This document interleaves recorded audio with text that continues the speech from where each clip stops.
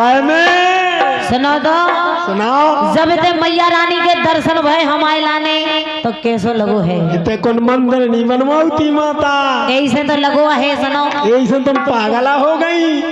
सो मैं तो पागल हो गई रे, मैं तो जोगन हो गई रे, माई दरस के लोने मैं तो मैं तो पागल हो गई रे, मैं तो जोगन हो गई रे, माई दरस के लोने मैं तो पागल हो गई रे, मैं तो जोगन हो गई रे, माई दरस के लोने मैं तो पागल हो गई रे।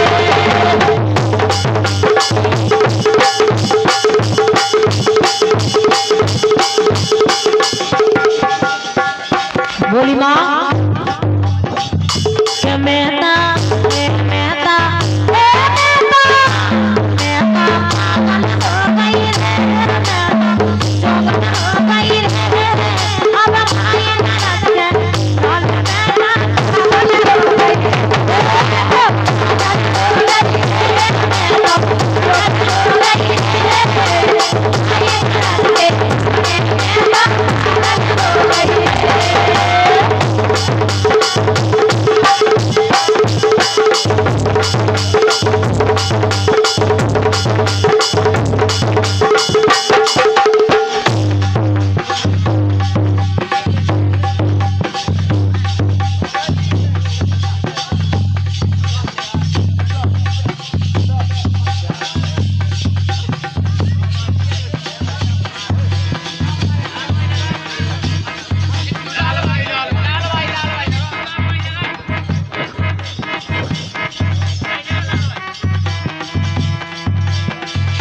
के मेहता मेहता मेहता ए मेहता मेहता पागल हो गई रे, मेहता पागल हो गई रे, अब भाई नरस के पागल हो गई रे, पागल हो गई रे, मेहता जोगन हो गई रे, अब भाई नरस के भाई मेहता पागल हो गई रे, पागल हो गई रे, मेहता जोगन हो गई रे, भाई नरस के मेहता पागल हो गई रे।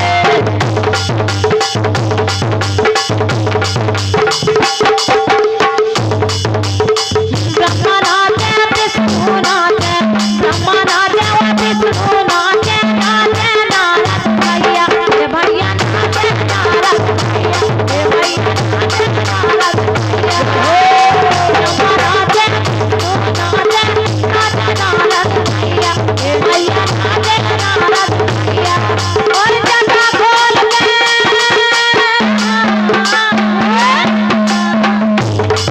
अरे जटा खोल के वो बना दे महाराजी के सिया में तो मैं तो पागल हो गई रे, मैं तो पागल हो गई रे, अब भाई नरस के भाई मेहता पागल हो गई रे, मैं तो पागल हो गई रे, मैं तो पागल हो गई रे, भाई नरस के मेहता पागल हो गई रे।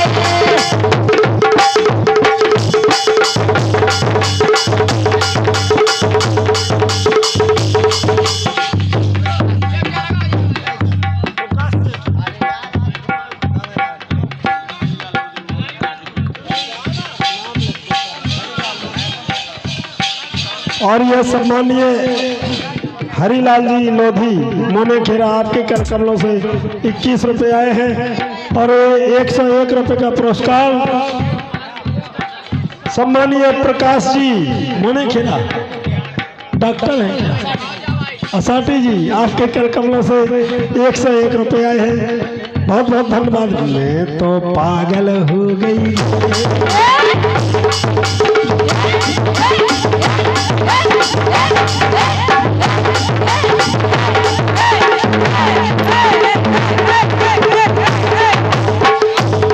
मैं तो पागल हो गई रे, मैं तो पागल हो गई रे, माई दरस के मैं तो पागल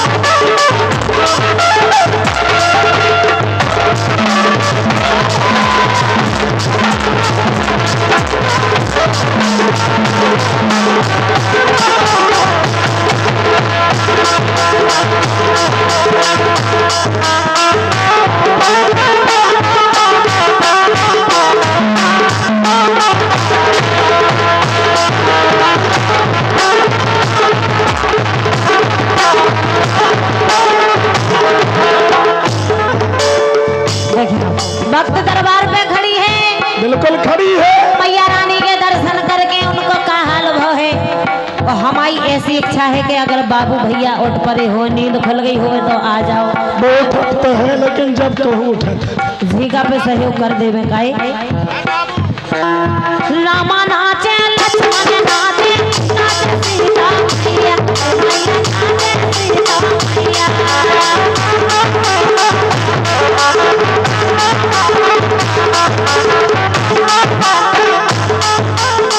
रामा नाचे लक्ष्मण नाचे, नाचे सीता मैया, देवरा नाचे सीता मैया, देवरा नाचे सीता मैया।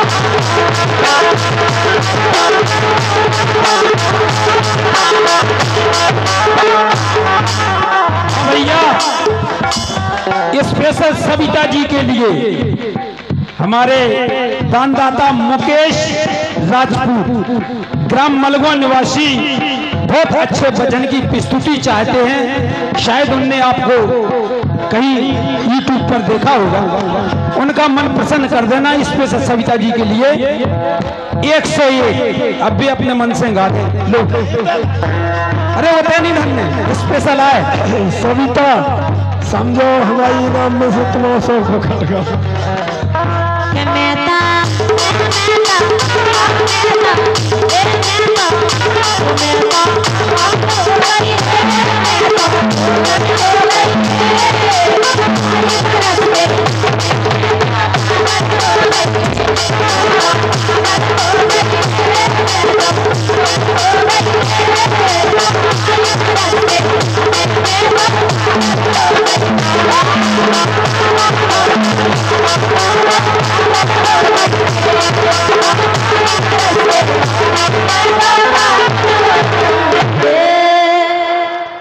अब भज्जा जब